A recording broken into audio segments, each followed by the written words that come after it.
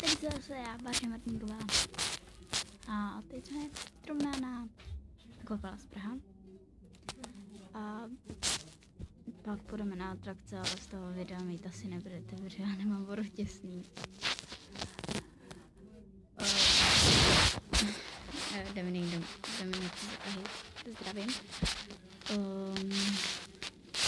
On mi včera večer napsal, v noci mi napsal, ty jo, toč videa s Pejskem. Říkáš, tak mi ty napad odpovím. Dobře budu.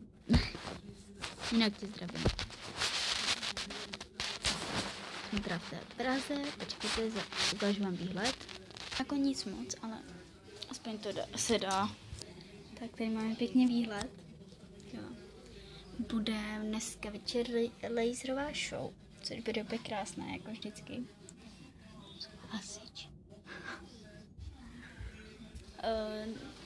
Takže jsme teda na pokoji. Máme 281 pokojů. Apartmán. No, není to moc velký. Ukážu.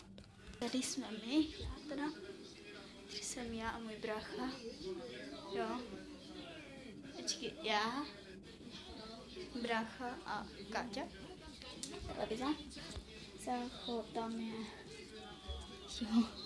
Ahoj. Tady je další. Tady se vidíte zblízka.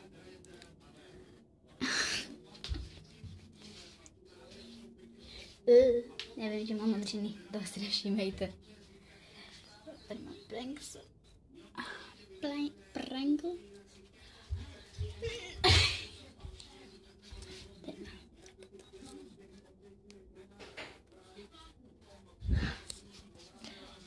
A tam tady je můj táta, moje máma, což já nemůžu ukázat. Mám tady bordel. Za chvilku jdeme na nadkoupání. Pak vám řeknu, jestli z toho něco bude. To byl takový bonus room tour. Takže toto je konec videa, budu rád, když mi dáte like, komentář. Budu rád, když to sdílíte. A mějte se fajné.